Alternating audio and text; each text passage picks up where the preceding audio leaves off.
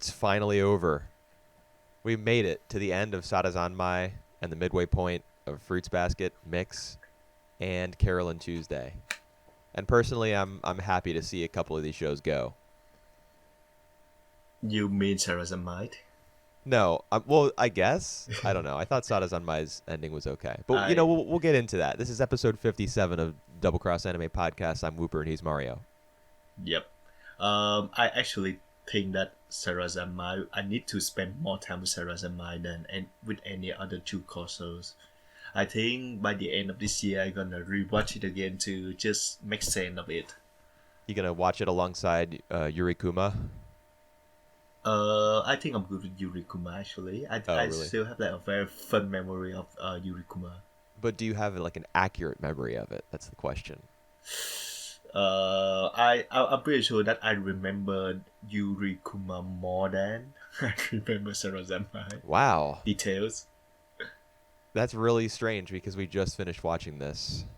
Yeah. Huh. Well, Okay. even now when you just mentioned me some of the scenes that I saw in the last episodes, I don't even remember them. So Yeah. I think I Well, need to refresh memory with like rewatch. I'd say we're probably in the same boat there. But we'll get into all that. So Right, we got right. Fruits Basket Mix, Sadazan Mine Carol, and Future Boy Conan. We're gonna go up to episode 21. Um, so what are we starting with? What's going on here? All right. Let's start with the show that easiest to talk about first. Which So one would I that think be? just so let me just start with Carol and Tuesdays. I hated this episode. All right, why? It was just it was so boring. Like all the drama surrounding Tuesday's hand Yep. is basically for nothing because they go on Yep. stage, they play that honestly like really limp and underwhelming piano song, which is just more of the same. Like when you compare it to their first performance, it's just more of the same. Like soft Without the guitar sound. instrumentation and vocal harmonies, and then like the crowd and the judges go wild for no reason. Oh, Boring. I actually, I actually like expected that like all the three churches gonna say their thought about like each performance, but it just end up like one of them doing all the this talking and even the choosing herself. Yeah, but that's been the case for most of the past performances and like decisions. Right, It's usually right. the I can't remember her name now. The female Um, judge. yeah. I just call her the female judge. Is it like Caroline or no? I don't know, man. Yeah, well, I don't remember either. I think I got her name down. I just wrote her name down somewhere, but I don't remember her name at the moment. Yeah, she usually delivers the verdict. Um, Yep, yep. but Because man, Piotr got robbed. because I actually really wanted to see how Erdogan gonna say about the performance, which we actually don't see it at all.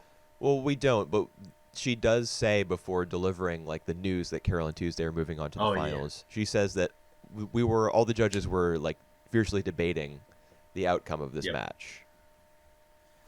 I Yeah. say, and he actually talked about how like injure yourself before the performance is the act of like unprofessional. Yeah, you're not cut out to be a musician if you go on late or Yep, whatever. right. So Yawn. yep. So Dude, that's what the episode make you feel, the right? whole thing with Sibel in this episode is like, why is the God. show pretending as though it could possibly be anyone else? Well, I actually like the idea that Angela thought that like like her people around. I actually did that. So at first, she thought that her mama did that, and then she thought that it were her assistant or her manager did that. I actually like the idea. Well, I don't like we see the video footage. right, but before that, before like when she thought that it was mama, and I I thought that scene was neat. So like she just come up to her and just thought that and just thought that her mama was confessed. Eh. But But it ended the up being a whole gag, and at that point, we yeah already knew that it was Sibel because she's a crazy stalker person. Like what? I don't understand the point of her character. You know, uh all the drama surrounding Tuesday's Hand is just all for nothing because they go on stage anyway. Sure, they're late, but what impact does that have on the show? You know, they still make it to the final round. Um, it's like, and there's supposed to be some sort of like rift between Carol and Tuesday because Carol's upset that she won't like assert herself and tell this girl off. Um, mhm. but like, how does that matter when in the end she just gets kidnapped, you know, and taken home? Right at the moment that she said like I don't have a home to go back to because no one really looking for me. Right after she said that, she got kidnapped by her by her mother's. My God. What So convenient timing for the series. yeah, so I think she should be happy that like someone in her family actually care about her. Yeah, enough to send a couple of abductors after her. Yep. Oh, speaking of that, did you see like one of the bodyguard who grabbed her? Yeah, which one? He The one who the grabbed her? Yeah, the one who grabbed her, the color man. I think he actually looked a bit like Carol. Um, there's no way Sis, that that's meant to be any maybe her sort of actual brothers. connection. Nope. There's no All way. right, all right. I'm just being racist. Sorry. you you can't be racist against cartoon characters. That's like a double offense. I I I just thought that any colors characters within the show will be connection in one way or another. No, you've watched too much Sarazanmai. You're obsessing over connections. All right. um. No, Yeah. he So doesn't it's have anything to do with Tuesday all or right. Carol. Yeah. So talking about like the thing with Tuesday arms. So that incident, I think, just meant to be raising the stake for their performance, and actually, like I think it's meant to um, make them feel more vulnerable, which they express it through their songs, which is the reason why that make them, like win that semis I mean, bracket. I see what you're saying, but I actually took note of like what the lyrical themes of that song were. Um, Yep. and a lot of it was just like really surface level imagery, you know, like pop songs use the rain Yep. falling and my tears, blah blah blah. But they, you know, the when as you get closer to the chorus, it's like they start singing about losing their way when someone loses their love. So Mm. perhaps like Tuesday's singing about her home, like she Mm-hmm. lost her way when she felt as though she wasn't loved at home. Mm-hmm. You could read it that way, but it's not clear. So if that was the show's intention, it should have been a little bit more overt about that. Like spend less time with Sibel, spend more time fleshing out, fleshing out Tuesday's character a little bit and giving us information about her home life and her mom, her brother, I whatever. think we're gonna. I think we're gonna see that in the next episodes Okay, when like Tuesday get back to her homes. yeah, but like the song, if it was their intention to have the song tie into that, it should have been like we should have gotten more about Tuesday as a character and about her relationship with her family in the build up to the song. Mm. Like, oh, let's just imagine for a second that we cut Sibel entirely from the story. You just put in a new person to be the eighth member of the 8-man um, finals for Mars Mm-hmm. Brightest.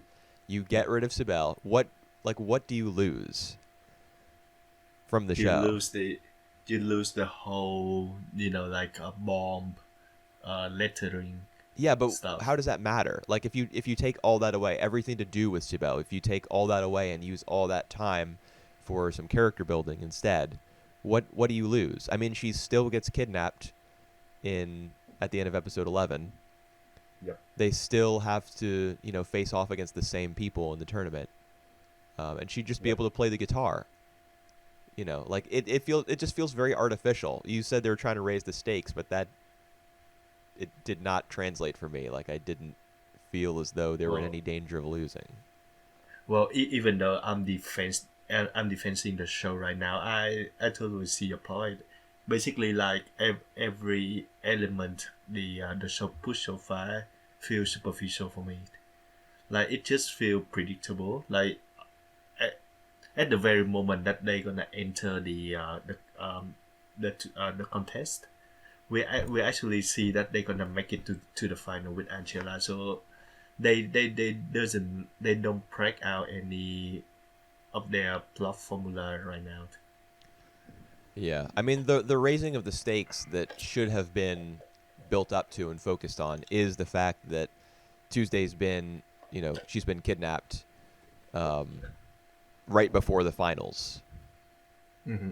That's the issue that we should be, our jaws should be dropping at that fact. But instead, we've just had this little miniature 3 or 4 episode arc with, I think it's been 4 episodes now that Sibel has been in. Mm.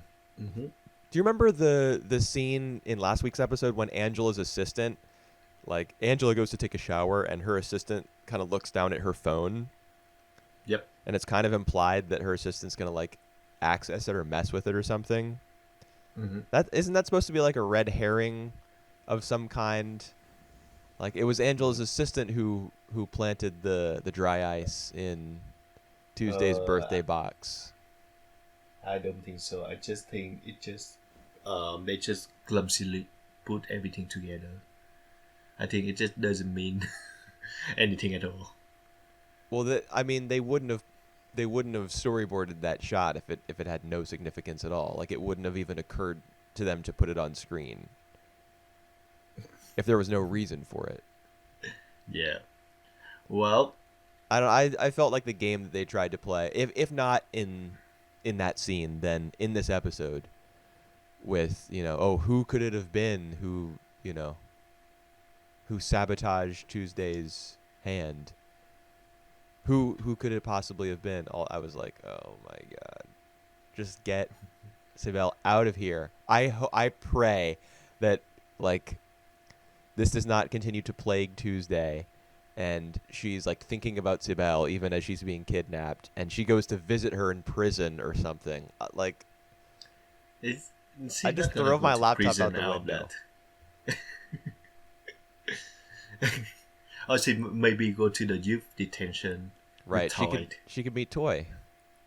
Yeah, She can be like toy roommate. That cellmate. would be cool. All right, cellmate. I don't know if they mix genders. No, they not. I don't think they do. No, No, no, it's probably not a great idea. no. We saw that already. We saw that in Banana Fish. What do you mean? Whereas we'll put it into our prison. It's not a detention. All right. Yeah.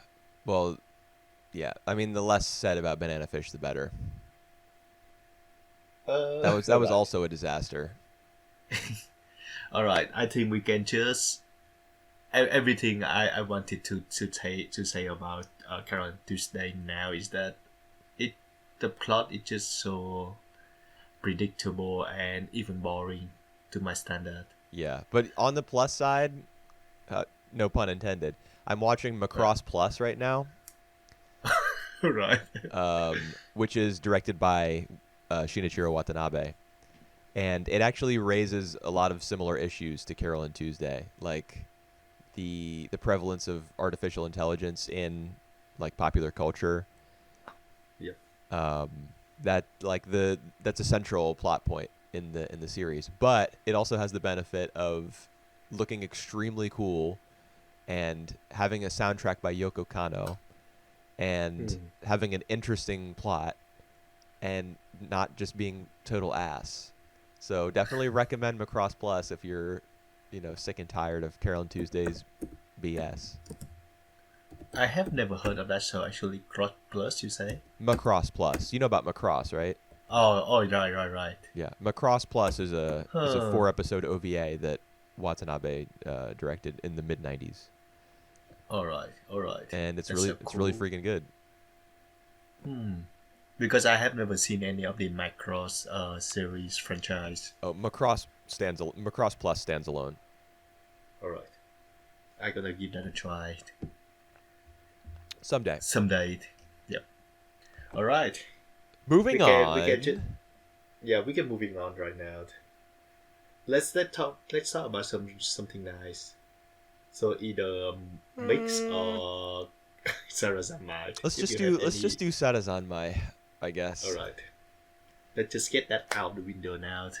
Out the So window. we reached Okay. yeah we reached the finale of Sarazamite, and I think we as in Mario and Booper, and I think as in you guys as well, still trying to figure out what the hell happening in Sarazamite.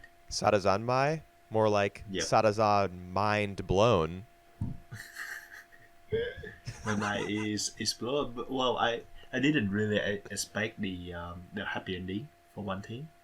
Oh, I did. Uh, I you mean, did. yeah, the general tone of the show, like the OP and ED both being such upbeat, like modern Yep. rock Mm-hmm. tunes, and Mm-hmm. the the idea that you're supposed to connect with others rather than shut them out or push them away. Like, what kind of message would the show be giving if, in the end, like somebody was unable to do that because they died or for whatever other reason?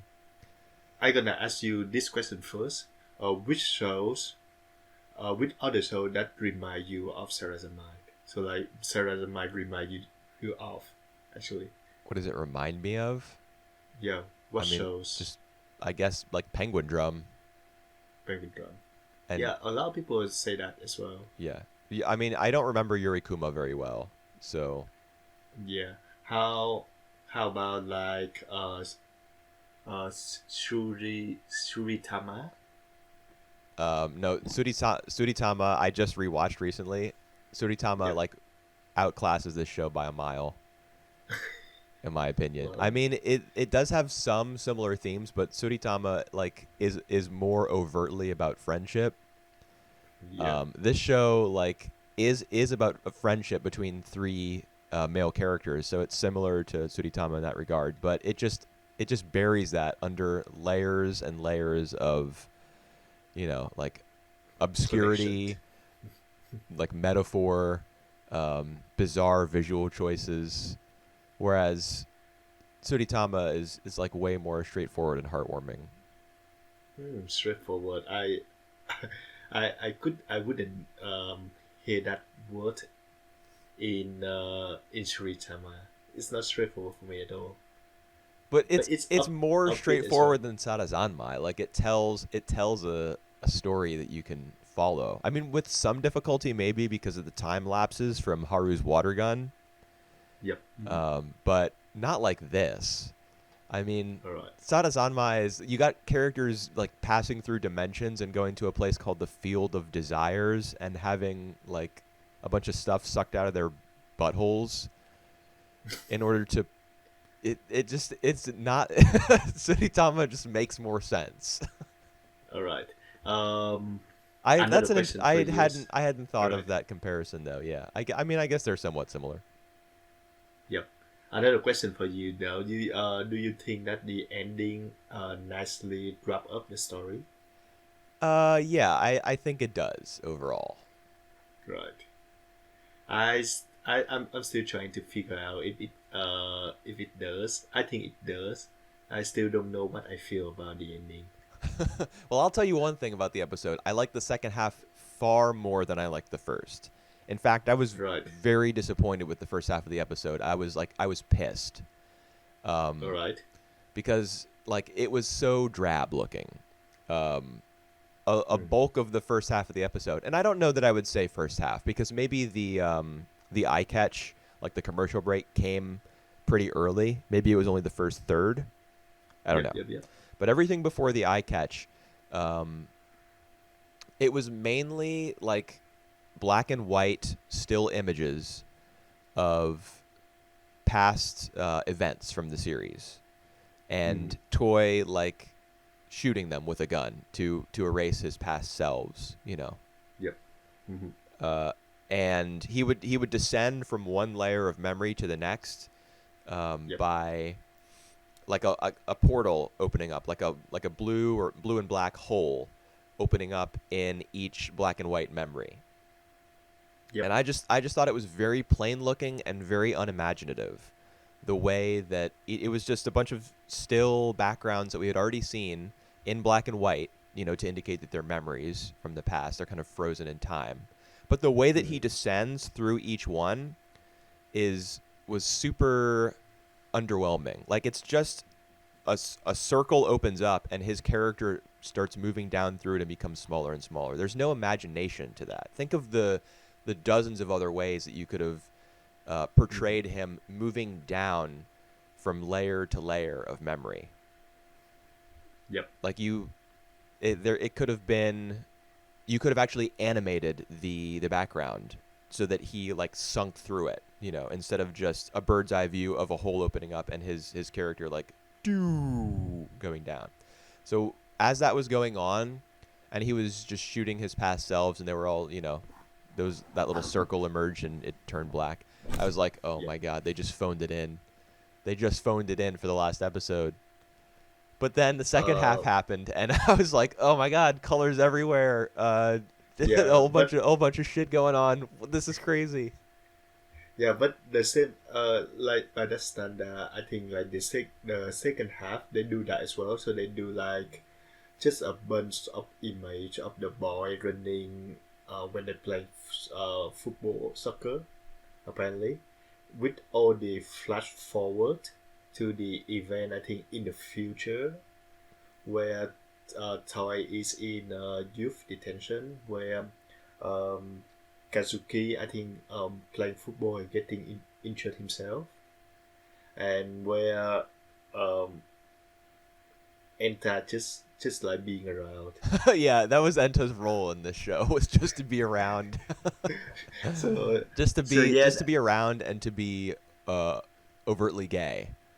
He was literally the token gay character. Pretty uh, disappointing. all right. He was. Um, how do you feel about that? Ending, and how do you feel about like the theme that a specific scene trying to address? Okay, so first of all, I have to say that I don't think the second half was visually similar to the first at all. Like the black and white scenes of them playing soccer, Mm-hmm. at the very least, like there's something interesting going on there because it's in motion. It's something we Yep. haven't seen before. It's Mm-hmm. intercut with the flash forwards, like you mentioned, to Mm-hmm. to potential futures for the characters, and it's all couched in the show's visual language. Like the reason they're seeing all that is because they've been through the field of desires. Um, because we right before all that happens, we get the scene where the three of them are kappas and they sing the song, and there's the face off between them and The the author. otter, yeah. Yep. And Rio and Mabu come back in that really crazy sequence where they descend like stars from the sky, or Yep. something, and then Kepi is reborn as the prince of the Kappa kingdom. So all that crazy stuff is going on, and then the boys, they undergo that black and white football scene, but it's Mm. a memory leak. Like Yep. we've seen so many memory leaks in the past because of the show's its formula, where we generally have one per episode. So Mm. this unique, you know, it's unique in that sense. Like it's uh it's a new type of memory leak because it's showing Yep. us their quote unquote memory of the future. Mm. So yeah, even though it's black and white and all that stuff, it's still preceded by a whole bunch of color and like visual like razzle dazzle and inventiveness.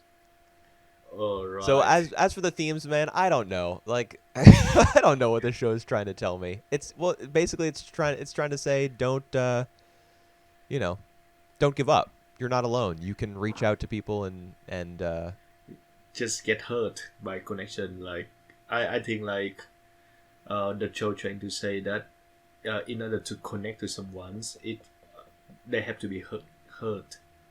wait, But what? if they have to get hurt, like they have to prepare to be hurt. Oh, So I think that what makes you say basic that? Why do you think the show is saying that?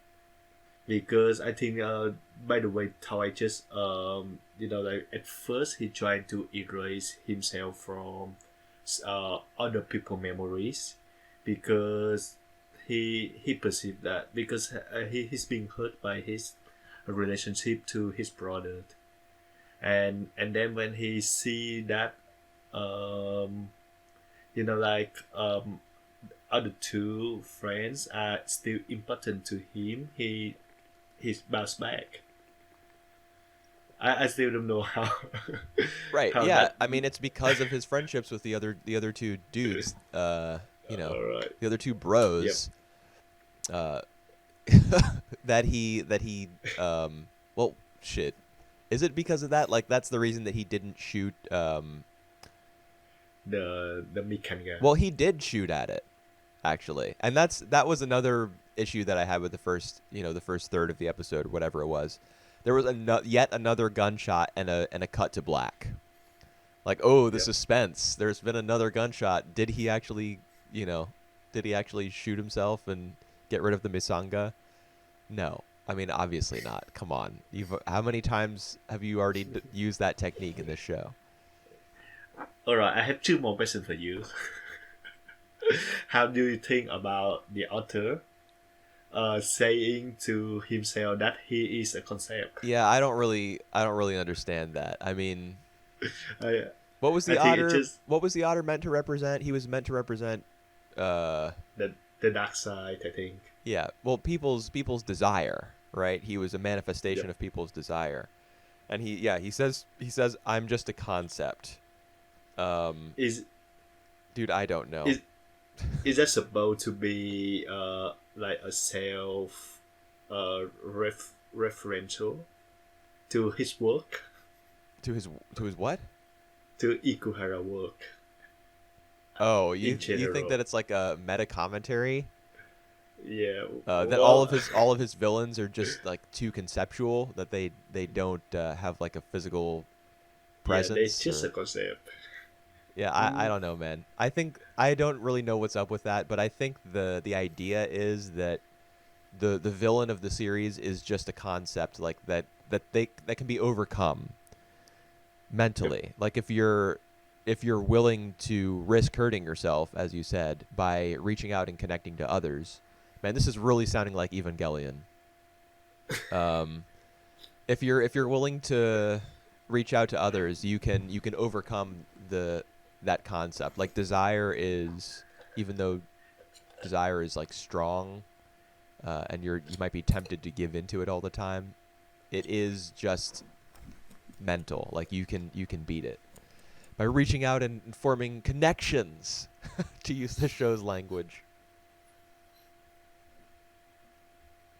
Alright, I think every new classic show gonna be traced back to Evangelion's Yeah, honestly, influence. Ava is like, I got some serious Ava vibes from this show.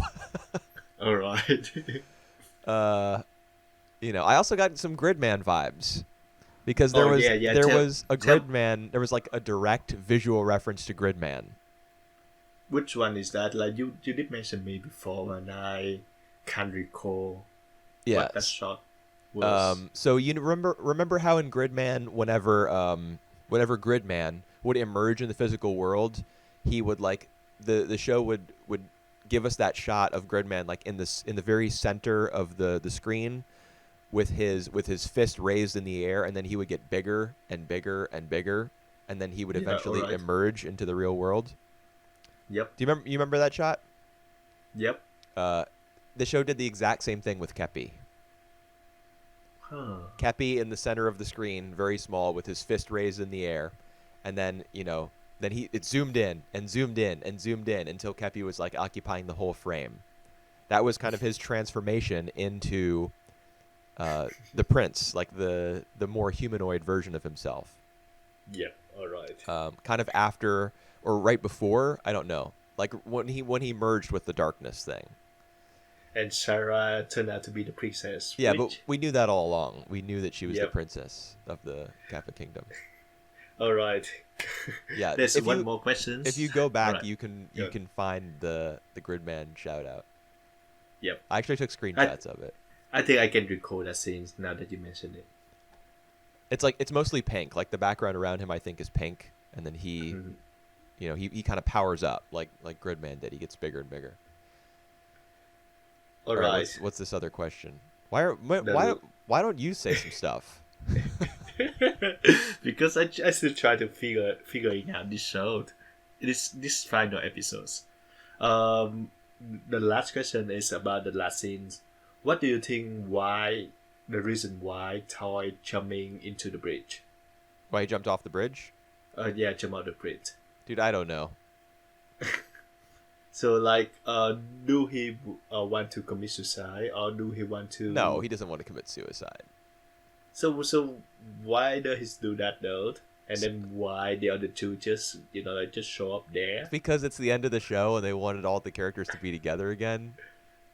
in the water, inside the water? Yeah, well, I mean, Kappa are associated with water. They're like water creatures, and we do see that they've turned back into Kappa at the very end. When in the post-credit scene when they're on the boat. Huh? Did you watch past the credits? Nope. There's another There is scene. Oh Jesus Christ! There is another post-credit scene. Yeah. All right, I gonna give that a try later. Oh my God. I don't know him. What exactly were the circumstances when he jumped off the bridge?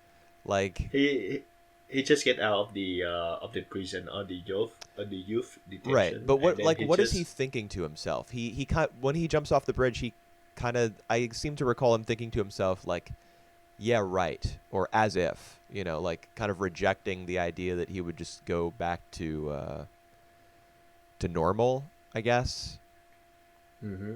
Oh no, I remember. He's thinking like my life is over. I may have gotten out of juvie or detention or whatever you call it in Japan, but my life is like over.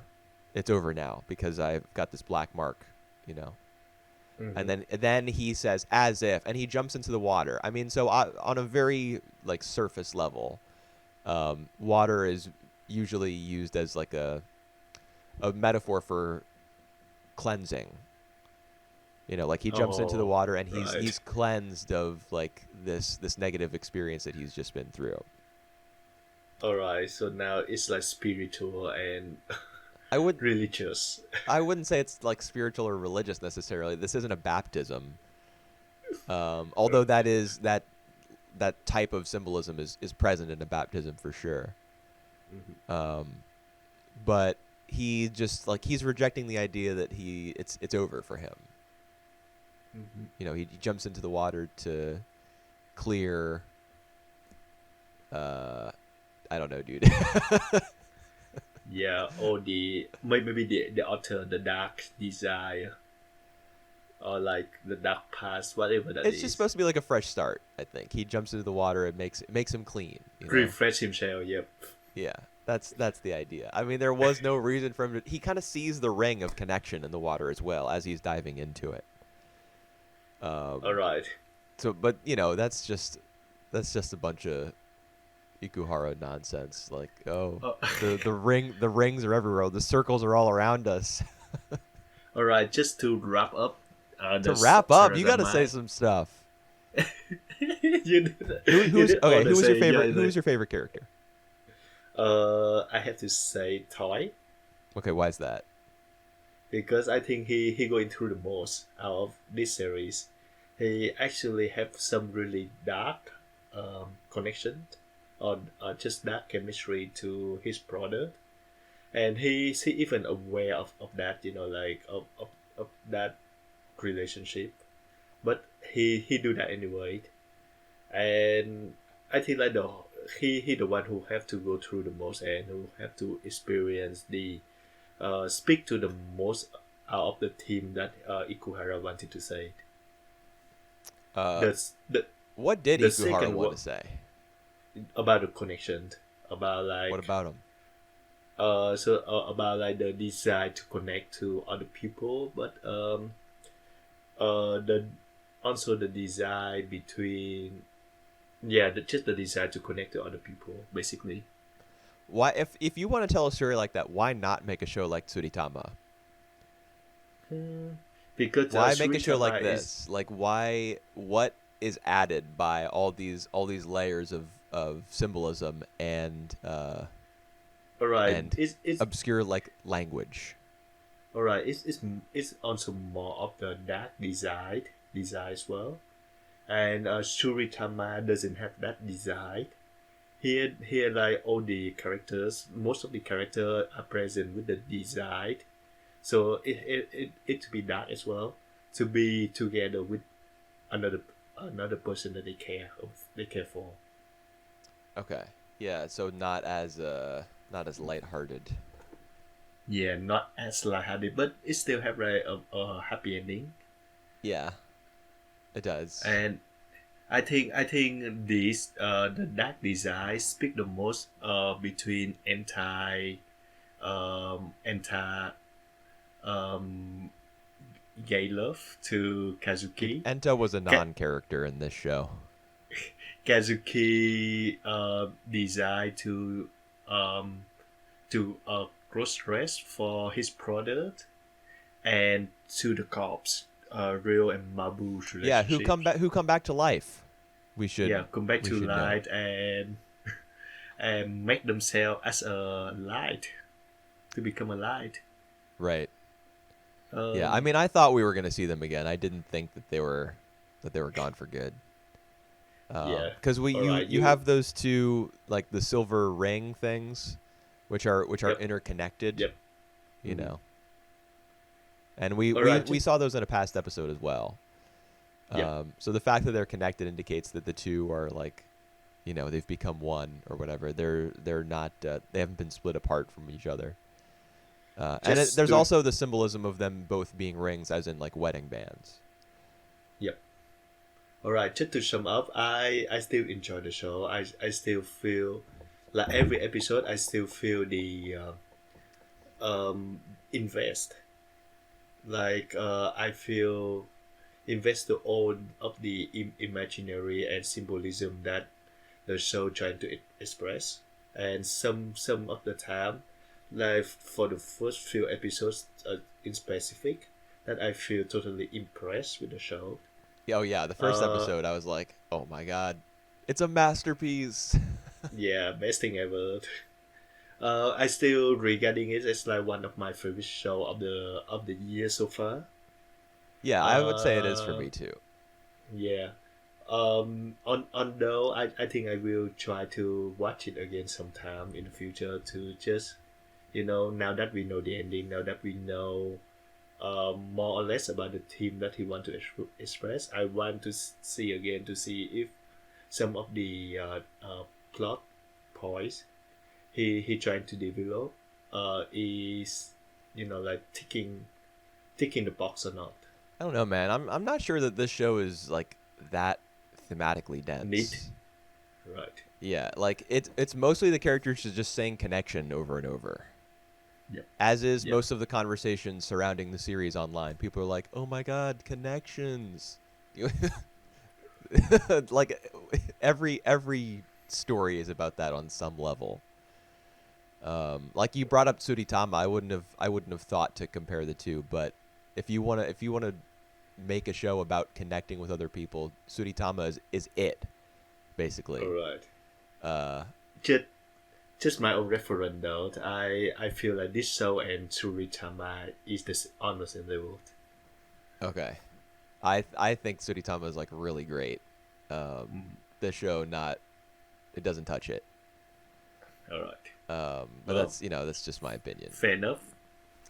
Um, All right. anyway, I forget what I was gonna say. Like, yeah, you were talking about the fact that you were gonna do a second viewing, and yeah, that's probably necessary. I mean, to see whether the show goes beyond just like stressing the importance of um, creating friendships and relationships with others, and um, my whole prediction about like they're gonna have to defeat the enemy by uh, embracing both connections and desires. Like you don't have It to choose actually between one or the other. I don't know if that really panned out.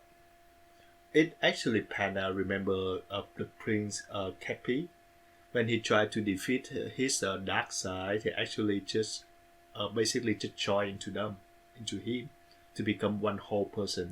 Right. So that like impressed the dark self, and I think that speak to your theory from last week. Yeah, but I don't know if that was reflected in like the three main Kappa Bros in their story, because I don't know, like what did Toy desire exactly?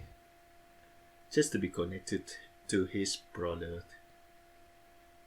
But that the show was framing connection and desire as two separate things that needed to be like And he brought decided to back just together. I didn't really he see. decided. I think it just like to spend more time with his friend and to become a football player. Eh, I don't know, man. I mean, I think the last episode was mostly a success on a visual level. Mm. I didn't really like Kazuki's character. I could take or leave. Enta's character, I could just leave. Uh, Toy was the most interesting one, but I feel like the show kind of botched his whole thing with Chikai in the last couple of episodes. I know we don't. I don't think we share that opinion. Yep. Um, but I don't know. I was more interested in the cops towards the end. But Just a shame that whatever. like for the last half of the series we don't see much of the cops. We see the most of them in the last half. We see the least of them in the first half when they're still mysterious. Did I mention the first half? I mean the first half. For the first half we didn't see much of them. Oh yeah, yeah, but that's by design because they're like supposed to be the villains, or we're supposed to think that they're the villains at the Yep. start. I mean, the way Yep. that the series unfolded and gradually, introduced them as the bad guys, and then told, gave us the story of like the war between the Kappas and the Otters and all that. I like the idea, but I don't feel like 11 episodes was enough because we got a whole bunch of information about the conflict between their two races and like the nature of the Otters. A lot of that was just given to us, Yep. very quickly near the end. But, I mean, I do Alright. like I definitely like the concept of the show on a conceptual level and a visual level. Yep. As far as characters and maybe like I don't know, themes, not as sure on that. Well, But that's I probably think why I a will. rewatch would be good. Yep, I think I will remember this show the most with its weirdness.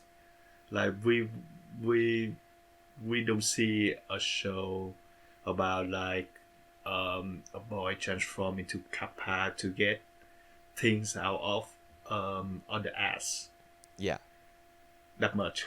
So yeah, for that alone, I think it's really refreshing, and they have the humor to go with that. Yes, it's definitely humor much appreciated in this series. All the transformations that Kepi goes through, Yep, mostly, uh, are pretty funny. yep, They help ease you through the general weirdness and kind of confusing nature sometimes of the series. yep, yep. I agree. All right. Since we run out of time, do you have any like closing thought or any others thought for the shows before we moving on to the next show? No, I mean I don't have no. No, All right. I my notes aren't comprehensive enough. My memory's not strong enough. It was pretty good. All right. I enjoy the show a lot. It's still very confusing as heck, actually. Yeah, But well, it wouldn't be what it was yeah, without that. it wouldn't be Ikuhara show without confusing us. Yeah, I guess. I mean, although I think Utana is still like the prime example of Utana's not confusing. You know, it's Not just that confusing. it's Yep. just methodical. Like it just takes its time. Mm-hmm. That's it. Yep. Mm-hmm. Uh, but you know, every series he's made since then has not been able to take its time as much as that show, just because they've all been shorter. Yeah. Like the length, like the physical length alone. He has been shrink a lot from Utena with like 49 episodes 39. to 39. Sorry, 39 episodes to Penguin Drum 26, I think 24 to Yuki Kuma like 12 and now 11. Yuki Kuma. Who's that? Yuri Kuma. You have to get lesbian in there. It's Yuri. Yep. Yeah, now 11. Yeah, What yeah. I mean, what is the English name of Yuri Kuma? lesbian bear Girls. storm. Oh, is it? Oh my god. Yeah, I mean that's just a Right. literal translation. I think the actual name is Yurikuma Arashi. Yep. I don't think it was marketed under the name Lesbian Bear Storm. Right. Although that's hilarious.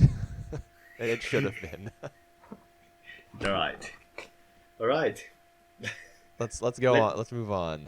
Yep. Mix fruit basket. Let's just do Fruits Basket because that probably won't take very long. Alright. Fruit basket we have like two opposing, it's not that opposing, we have two different plot lines in these episodes. First is I don't know if I would even call the first one a plot line. Alright. Yeah. Alright. Let's just say the plot lines for now. The first one is about the new year start, and we have like two new members to join our trial. So we have Haru and Momichi. Yeah.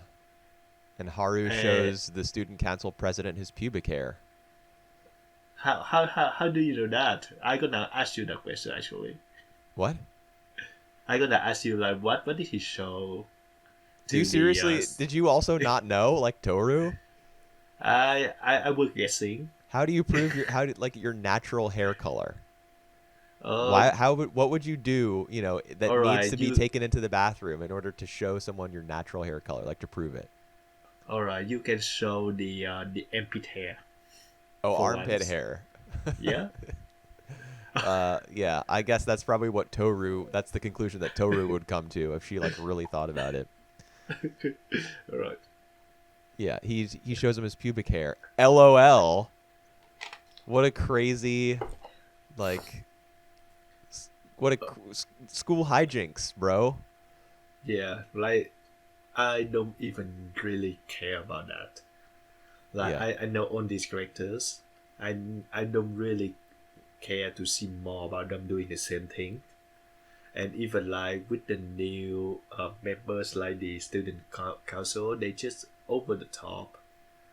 That Yeah, the whole don't first half of I mean, the whole thing was over the top, really. But the school hijinks part for the entire first half was was, everyone just acting totally crazy and turned up to 11. Yep. Except for Even Toru, Toru. of course, because she's a good girl. Even Toru, actually, with her obviousness, with her absent-minded. Oh, that was just like innocence. I didn't think that was comparable to all the other characters being like, "Yeah!" Right. All right. Which they were. Yeah, I do. So this, I think this episode, the episode is like the perfect example of a episode that trying to infuse the comedy and the drama parts. Right. And I I would say that the comedy part suck. It just doesn't hold anything interesting at all. But wasn't it How do you totally think smexy when Haru offered yeah? to have sex with Toru so she could find out what he showed to the student council president? Didn't your heart just go doki doki? No. No. Well, what about the time when Kyo like loomed over Toru possessively with his arm like pinning her to the wall in order to Oh, scare off the couple of boys who were like, "Oh man, she looks cute." Don't you that think that was smexy? AF. that was cool. Yeah, yeah, dude. Kabedon. Uh my heart definitely went kyun kyun. My God. So how do you think about the drama part I of don't the know. episodes? I mean, it's nice that they introduced Akito and they made him really threatening and stuff, but it's been 12 episodes. Yep. Like, I don't know. Perhaps this is just because I've been conditioned by one core series lengths to want things to get moving a little bit faster. Mm-hmm. Although there's a lot of two core announcements cropping up these days. Like, That's actually a pretty whole good. bunch of the big shows from next season are going to be at least 24 episodes. I think just Vinland Saga and the Doctor Stone and Fire Force, which is apparently going to be uh, even more than two core. but actually that's a good thing, especially for shonen show because they usually quite long. Yeah, well, I mean, this is kind of a comparable example. I mean, it's a Mm-hmm. shojo, and it also seems to be built with the possibility of drawing itself out for a long time because you got the 12 different Zodiac members and a whole bunch of like hot guys, Mm-hmm. um, And for girls, and girls. Oh yeah, I guess. Kaguya, yeah. Yeah, yeah. So the show can like introduce new characters at will.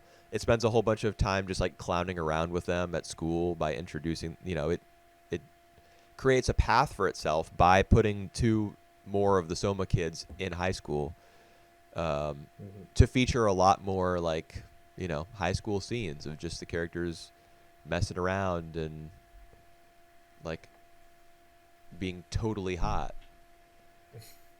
It Enjoy it their school life. Yeah, their youth, their seishun. It Mm-hmm. does. The show does seem to be built to run for a long, or the manga was probably built to run for a long time. Mm-hmm. So yeah, I don't know. All Maybe right. it's just my fault for like wanting things to start moving already. But yeah, it's nice that Akito gets in there and does some All shit. right. I don't know. Yeah, I think the most we can take out from Akito appearance is that how he can still impact on Yuki's, so he can still spread fear into Yuki's, and Yeah, we will eventually learn that he has been like abused Yuki when Yuki was young. right. He kept him locked in a dark room. Yep. Um, Apparently because he wants to possess him. And to be honest, I think Akito might be a woman. Uh, Um, Akito is a boy's name, yep. but Yeah, Toru, we don't like, know any of that for sure, right? yeah, I think like they're whoever is voicing Akito is like walking the line between a male and a female voice. And I Mm-hmm. think like the way that Akito is so possessive of Yuki, I feel like it might be like a romantic obsession. Uh, I think it's more like mother, A mother. uh, yeah, mother possession. Like not in the plot related, but in more like role, a mother role Well, to but the Yuki. a mother's role is like one of nurturing. There's nothing Mm-hmm. nurturing about what Akito like. Akito wants to own Yuki. It's like a master slave relationship more than a familial one. Mm, that's right. Mm-hmm. Um, Nevertheless, I do like the scene where she's in the limo and Harry is I forget that Hat- dude's name. Hattori. Yeah, Hattori Yeah. is driving him away. He's like Akito's talking about how Toru is ugly and stupid, so she doesn't Yep. pose a threat. Yuki is bound to come back to me, he Mm-hmm. says or she says.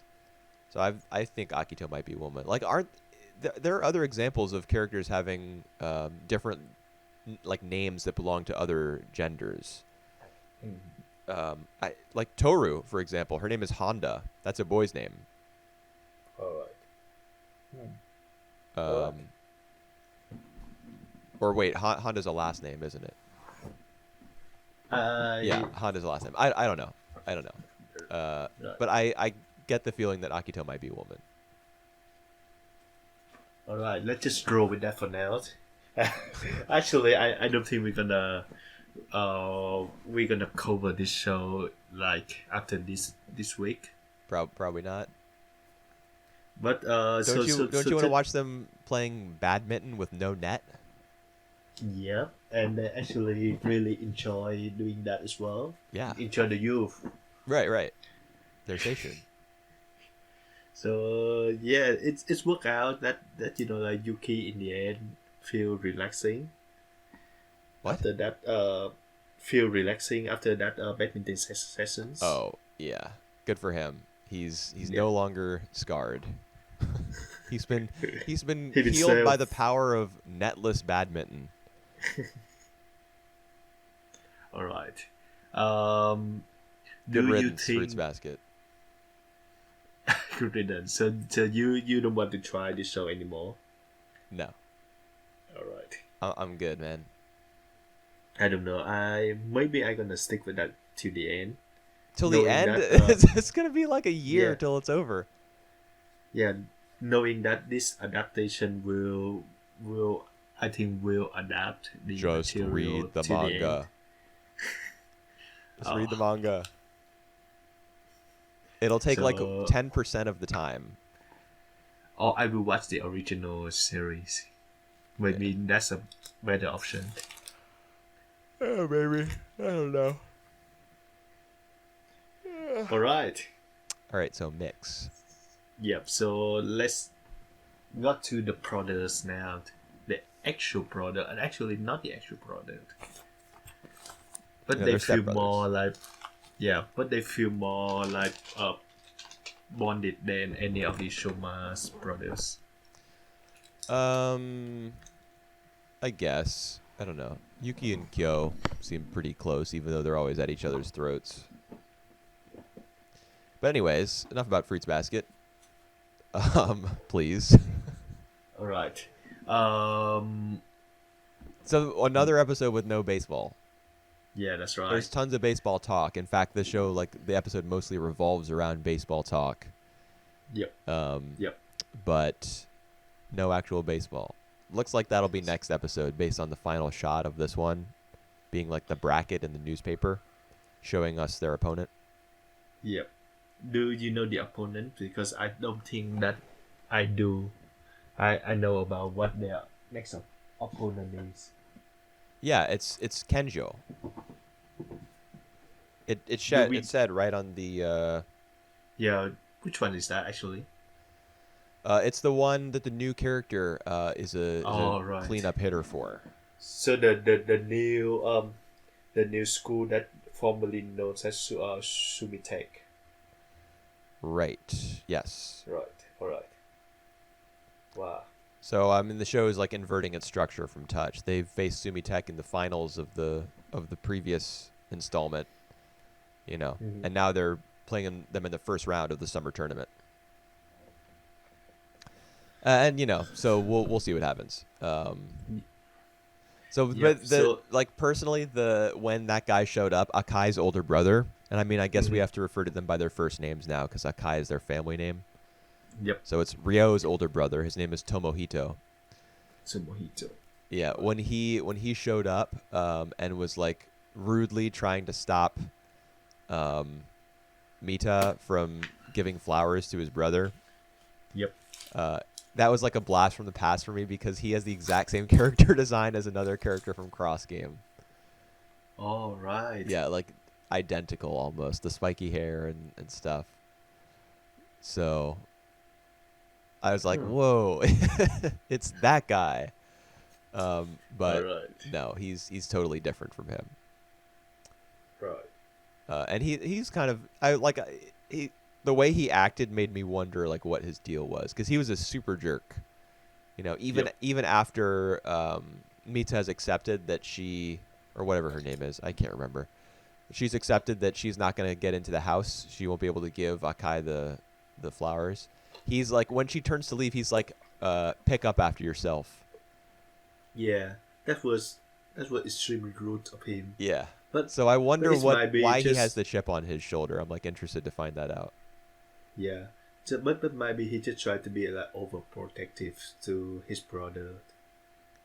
So I mean, if you have your brother's best interest at heart, wouldn't you want the cute girl with a bouquet of flowers to like come on in?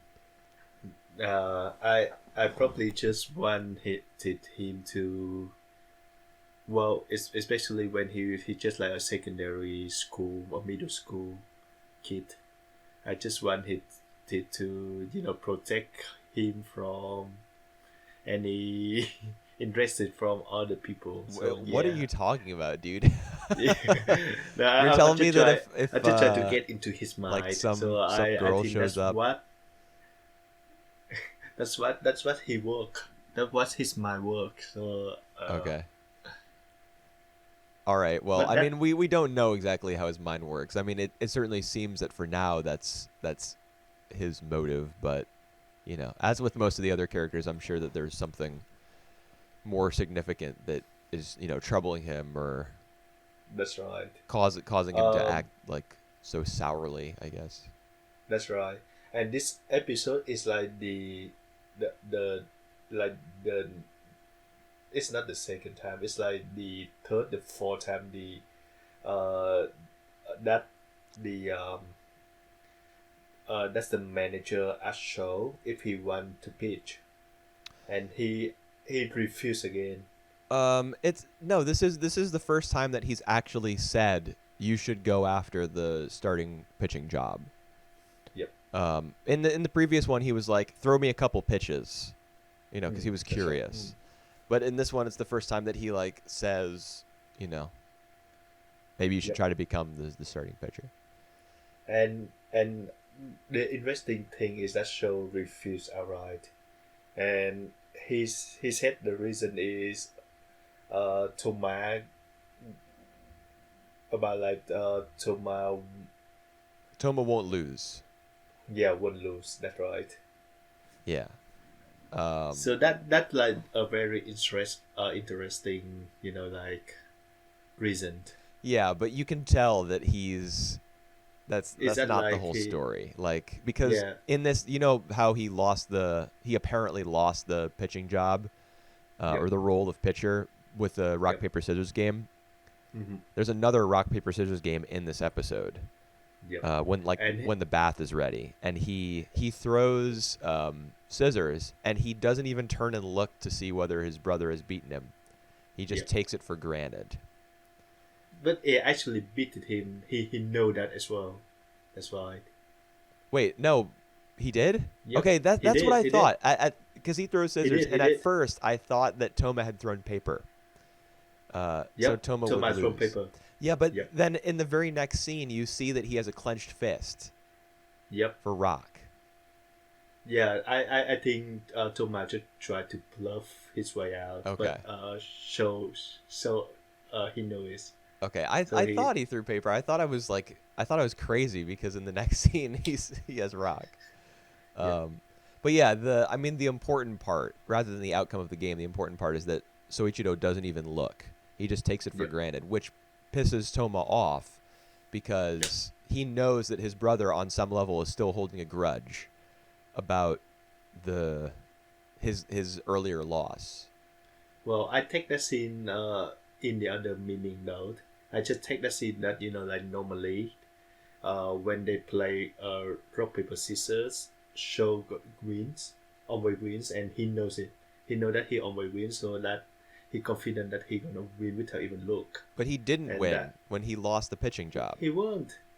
Oh yeah. That's why that's the only time that he lost, and that say a lot about that maybe he tried to give that spot for his brother, his step brothers. We don't really know about that, or maybe he just feel inferior in terms of pitching, or maybe it's just one of his reason is when Thomas pitching, he will be the catcher. But if he's the one who pitching, no one gonna be a catcher. Right. That probably factors into the reason, like his current mentality, because he Yep, says in the previous episode, when my brother's pitching, he has me to catch. When I'm yep. pitching, there's no one on my level to to catch for me. But the dude, I don't think that's right. Like, Right. um, so Ichiro is just he thinks that Toma has like the devil's luck, that he Yep. never loses. He never Um, lose on the important point. well, just in general, that's why he doesn't check to see whether he's won or not, because he just assumes that Toma won. Nah, And nah. I think that's why that Toma is upset as he goes down the stairs, because he knows that his brother is thinking to himself, "Oh, well, Toma's just lucky." uh, I think that he know for sure that he gonna win because from like he always win on the rock paper But scissors he except for doesn't. that one time. No, there's the show has not given us any indication that So always wins except for that one time. It has conditioned us to believe the opposite by giving us dialogue about Toma being lucky in the Uh, past. all right, that's like one of the very unimportant point of the No, episode. So I we, actually think that's like extremely important because it all right. indicates that there's still a rift between them. Like he may not be Hmm. going so may not be going after the pitching job now, but with the the underlying resentment of the fact that his brother um, won the pitching job, and with all the old people talking about how great Keiichi was, his dad, Yep. and the fact that Haruka is interested in Toma when So is interested in her. Like there's a whole bunch of forces within the show conspiring to eventually have the brothers butt heads. Hmm. And I mean we'll Because get to that eventually, but uh, for now we got to go yep. back to baseball land.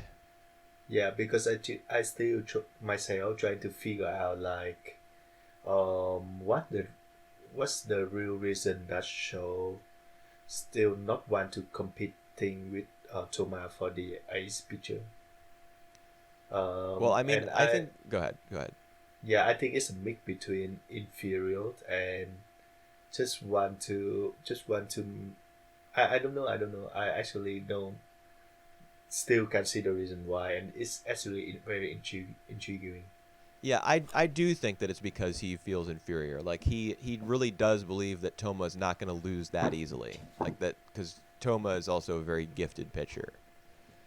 Um, so that's the reason why he wouldn't challenge his brother for the job. Also because he probably feels some responsibility as the catcher, and also because he probably believes on that Toma was meant to have the role because he's got you know luck on his side. I don't know, or destiny, fate, whatever you want to call it.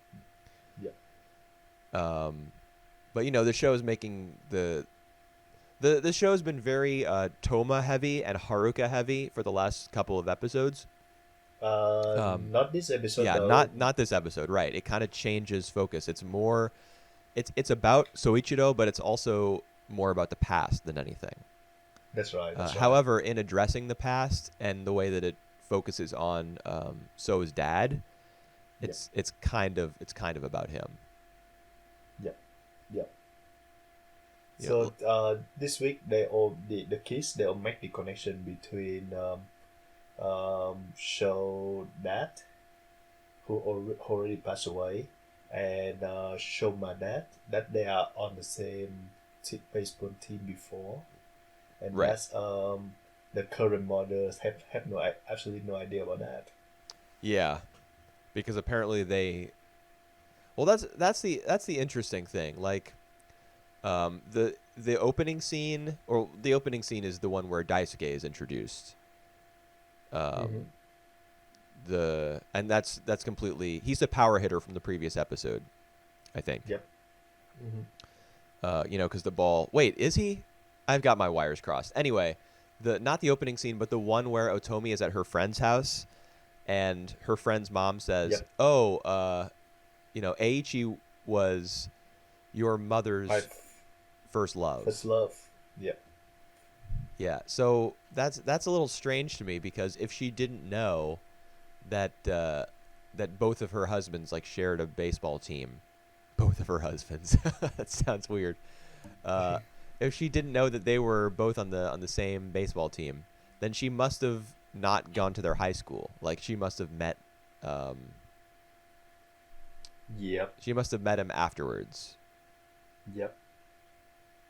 That's just a little weird to me because like this show's obsessed with Meisei. So to have the character's mother be like out of the loop is I don't know. I Yeah. mean, Well. there's no reason why it wouldn't be possible. It just seems a little strange. Yeah. I don't think they were sweetheart Right. or anything.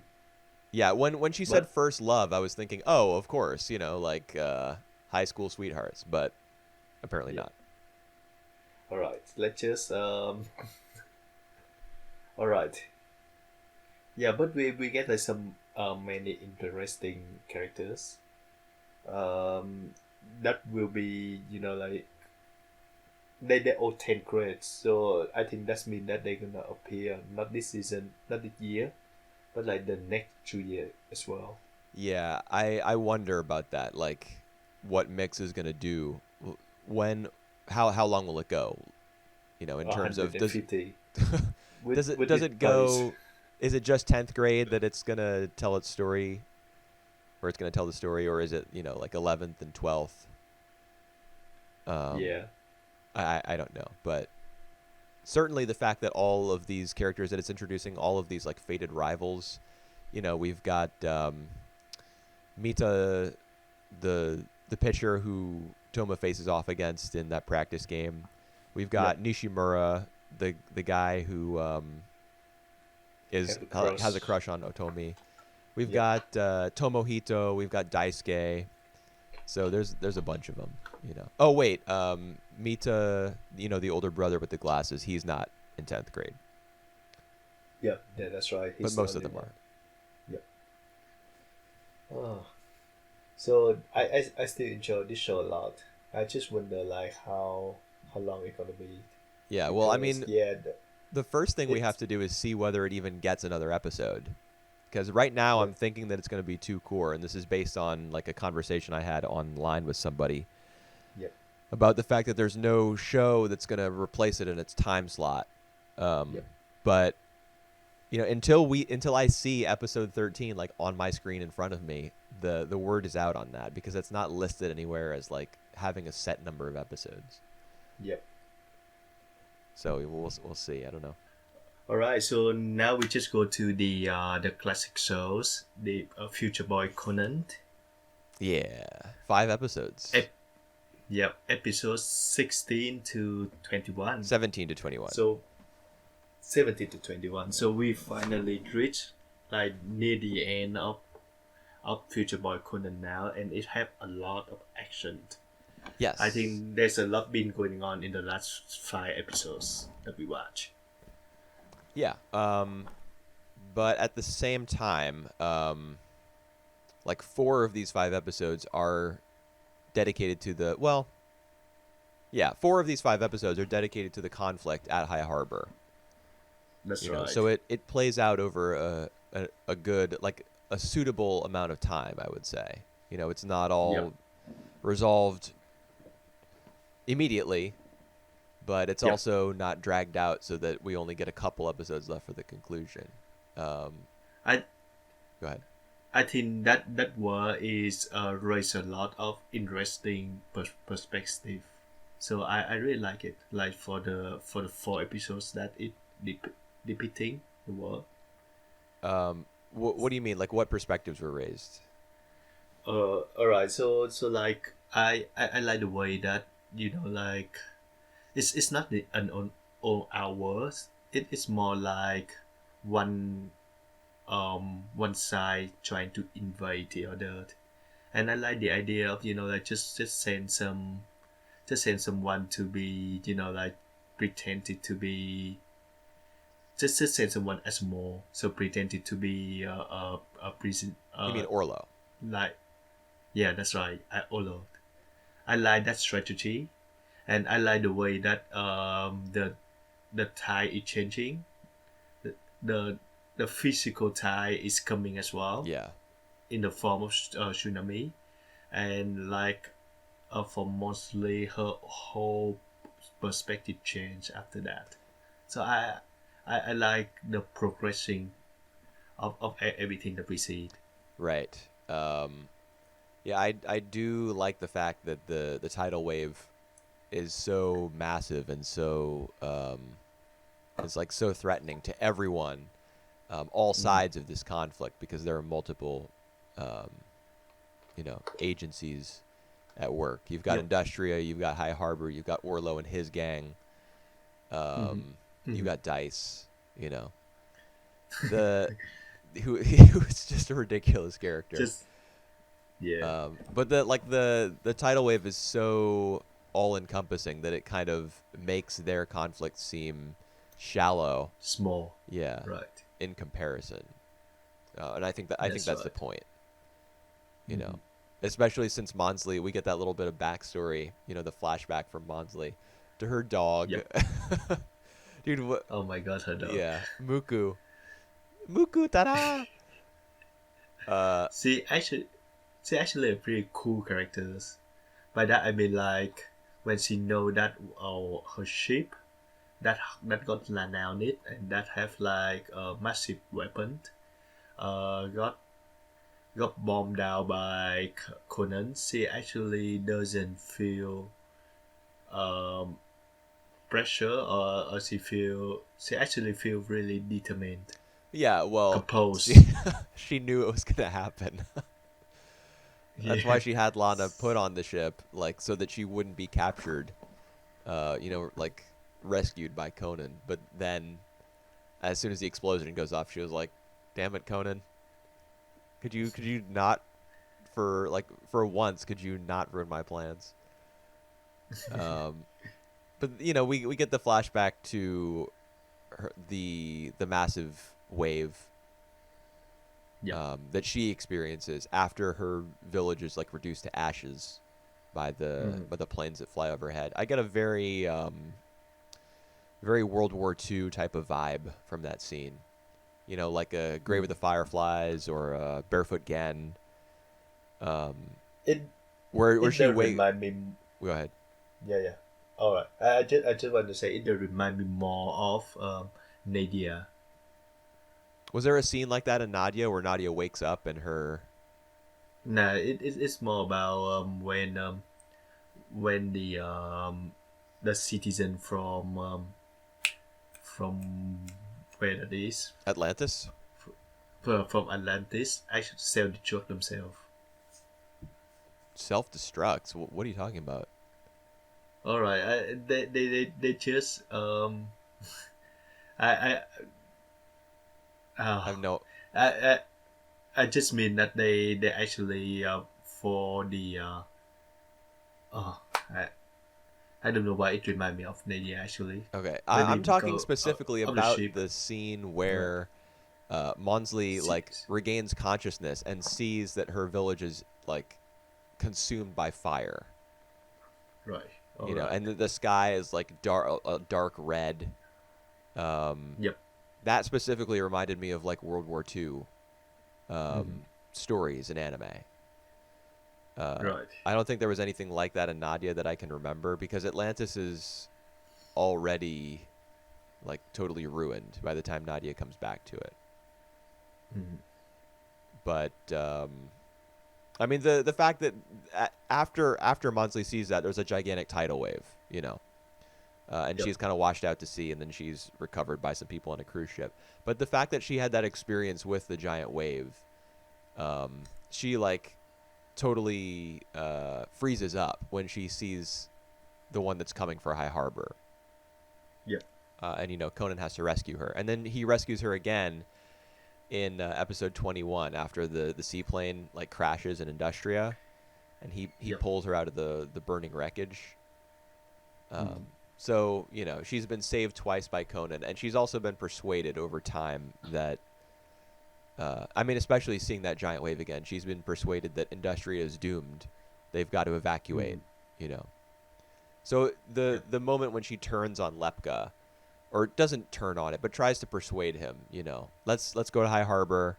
There's a place there waiting for us. Industria is, you know, the solar energy thing is not worth it.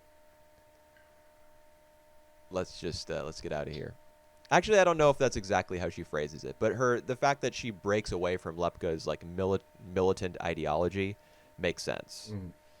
given Yep. everything that she goes through in these episodes. So Well, you actually guessed that like right in the first few yeah, I episodes. mean, I thought it was pretty clear. Like Mm-hmm. she's depicted as like very competent. She's a woman, Yep. so this is we're dealing with. I mean, I'm serious. We're dealing with like a late '70s show here, so women are like Right. seen as objects of sympathy. You know, Mm-hmm. she's more likely than a male character to like shift allegiances.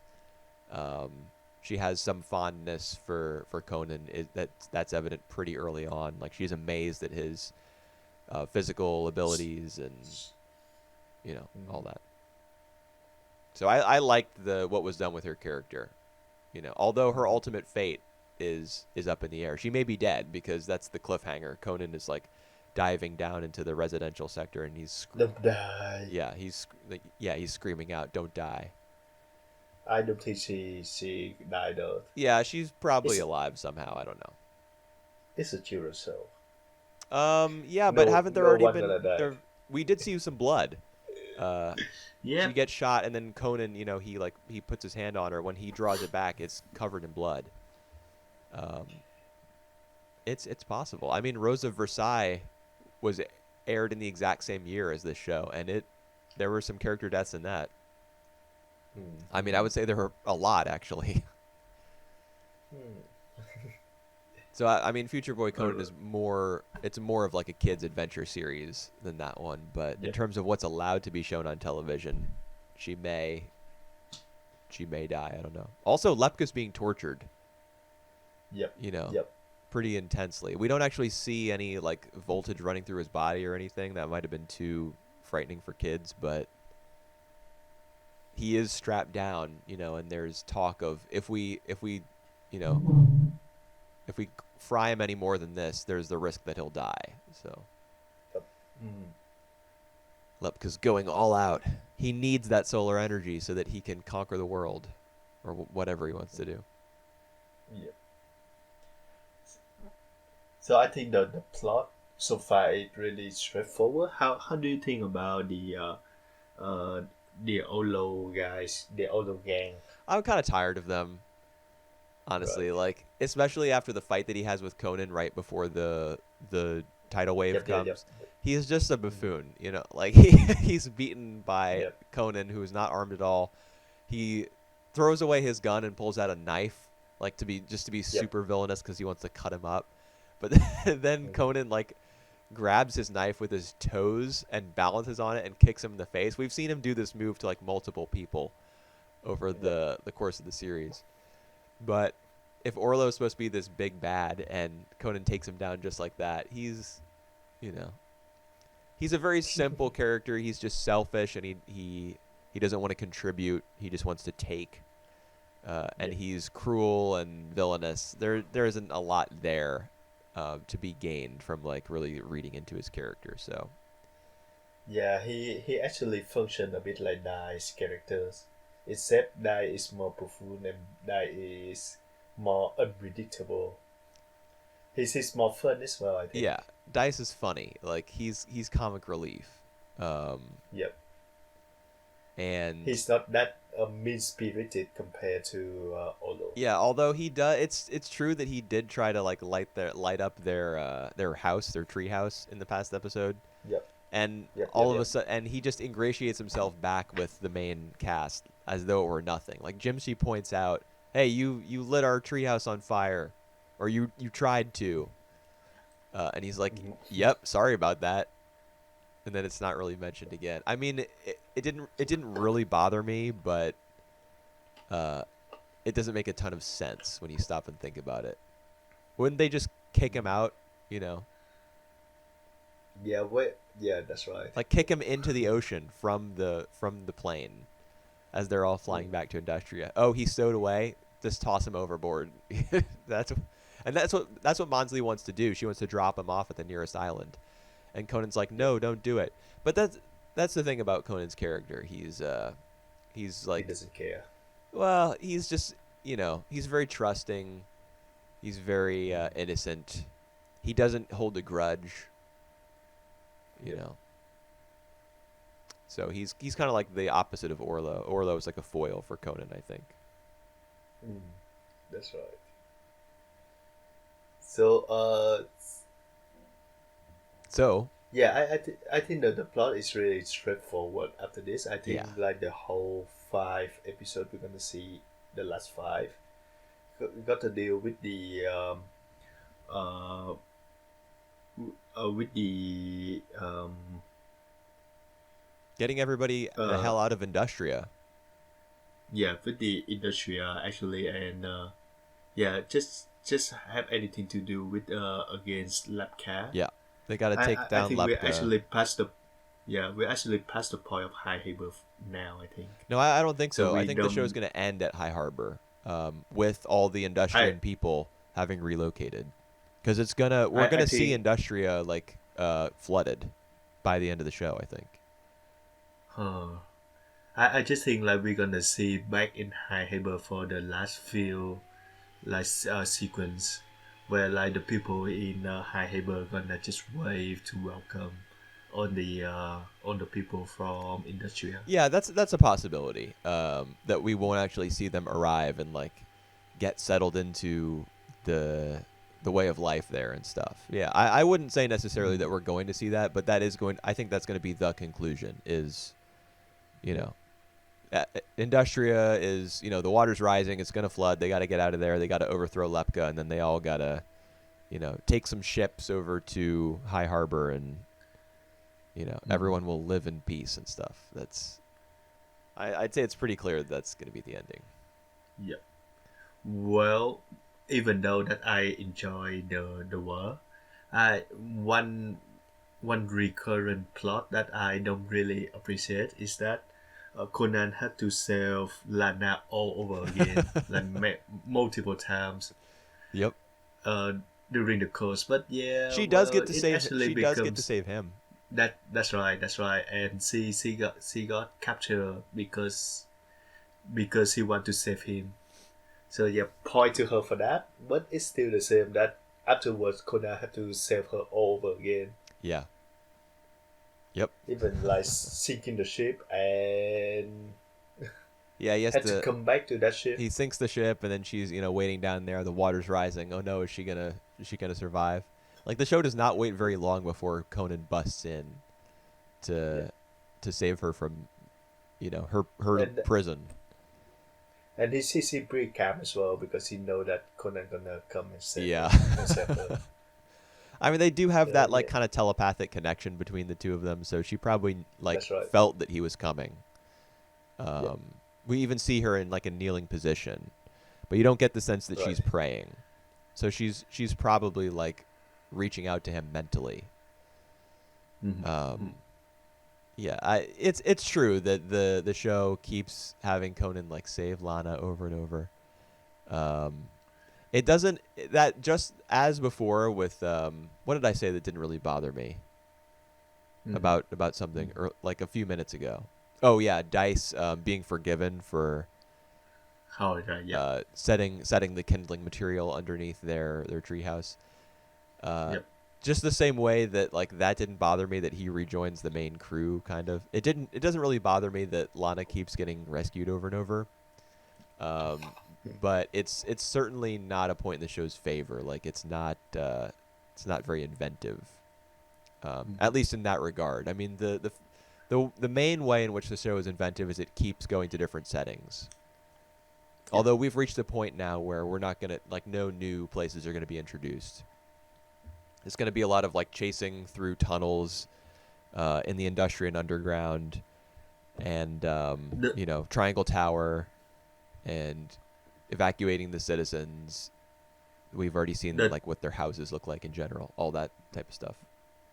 yeah, the tunnel setting is pretty cool though. Yeah, the secret passages and like the way that people slide Yep. down, like the all the guys that Lepka dispatches to try to catch Conan and Dice. Yep. Or Yep. wait, Yep. wait, wait. Who is it? Who's in the Uh, underground? It's Conan and Nice, Chimsy and Lana. yes, yes, that's right, that's right.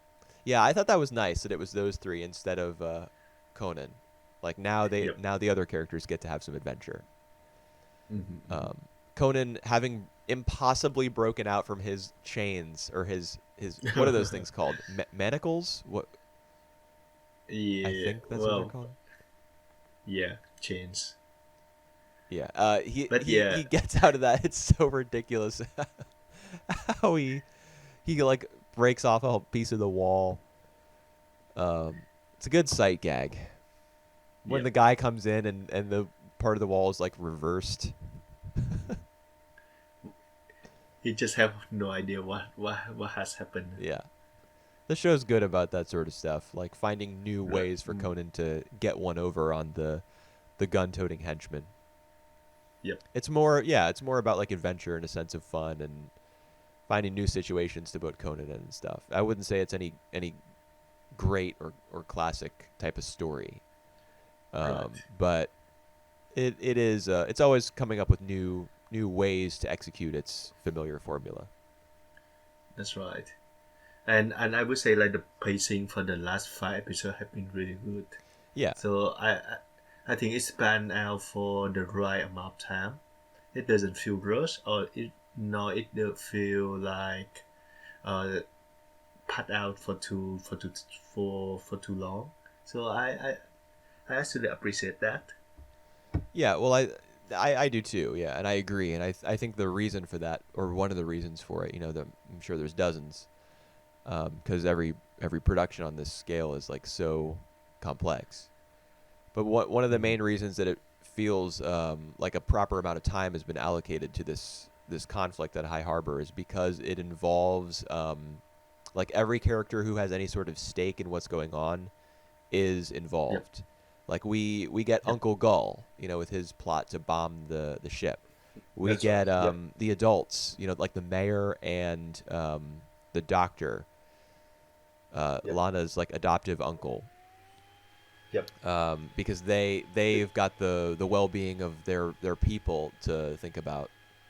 So their perspective is included. We've got Olos. yeah, we've got His Orlo. gang. Yeah, I don't really care too much for Orlo at this point, but yeah, his desire to get revenge against Conan, that's included. We've got everything with Monsley. You know, We got Olo's sister as well. right? Yeah, even she is. There's the scene where she's like crying, in Yep. bed, and Lana's like, "Go in there, Jimsy. She won't stop crying. Go in there and calm her down." And he's Jimsy, like multiple times over the course of the series. He said, "Oh man, women are always just crying. They're always losing their heads. I don't like girls." Uh, so he was right all along. Well, uh, yeah, it's true. Yeah, everybody is included. Um, nobody gets left behind, and it's not as though there are too mhm, many characters to the point where we're away from Conan or Lana for too long. We always get back to them within a reasonable amount of time. that's right. So it's nicely planned out, I guess. This last Yep. leg of the story. Hopefully, the last 5 episodes will be similarly, you know. Is it like Future Boy Conan is the original story, or is it like based from the manga? It is an original story, but it's based on I don't know, like the works of Jules Verne inspired it, Oh, I right. think. Yep. Um, so Yeah. it is an original story, but Miyazaki has taken a lot of cues from um, Western adventure stories of this type. Yep. And Yep. I he get did the that. same for Laputa as well, which I actually just watched recently. And The Labuta, the castle in the yeah, sky. Right. that movie is basically Future Boy Conan, the film. Oh yeah, we got like the preset look exactly like Lana. I Yeah, remember. and they both have like a a stone, a necklace with Yep. a magical stone, just like Nadia did. Nadia is also basically Laputa the animation. Uh, like Laputa was huge in Japan; it was massive. So Oh, it's classic. I think it's like one of the early masterpiece for Ghibli. I rewatching it, I was like, I certainly it was technically amazing, and the story Yep. is like a you know it's like the prototypical adventure story, Uh much huh. like Future Boy Conan is. But I wasn't actually that impressed with it rewatching it. Huh. I much prefer smaller Excuse me. scale. Like my favorite Ghibli film is Kiki's Delivery Yeah. Service, because Right. the story is not as grand in scope. Like it's more about the characters. The the conflict in Kiki is just a girl who can fly, who can she just lost her ability to fly. Right. So it's That's about like the like whole self conflict in discovery. Kiki. That's right. She has to Where figure out like what's caused her to lose this ability. whereas in Laputa it's like it's really epic. I remember feeling real epic in Laputa. Yeah. Well, it's like Conan. They're always going to some new place. Yep. There's the scenes in the mines, and then there's the chase on the railroad track, and then there's the the battles in the sky, and then they actually get to the castle and blah blah blah. Hmm. Um, anyways, yeah, there's a lot of Right. similarities between Laputa and works that have Nadia. come before and after. Yep. Yeah, including this one. All right. So the next week we're gonna do the special podcast, which we're gonna introduce our 50 anime of the decade, just a short list by introvert, Yeah, the and we're gonna preliminary discussion. You know. that's right. So we're gonna just like introduce basically like give like some introduction to all the series. So the 2 weeks, the week after that, so in 2 weeks, we're gonna reach the final batch of Conan, Future Boy Conan, and we just decided to do some of the other anime movie as well. Yeah, we could do Laputa. I mean, we've already done Conan and Nadia. Nadia, Yeah. Although I did just recently watch it, so I don't know. yeah, We'll figure out two cool that's films. right. And then in 3 weeks, we're gonna do our normal first impression for the new season, Indeed, and indeed. we're gonna pick four show again for the next season. Right. Right, right, right. All right. So see you guys next week for this special podcast, which we are all preparing right now. I think we really got like a solid list on our hands, right, Cooper? I mean, my list is I've got 50. A few honorable mentions that might get on the list, but Right, we'll have it worked out a week from now. right. All right. Stay tuned. We're gonna see you next week. Bye bye. Bye.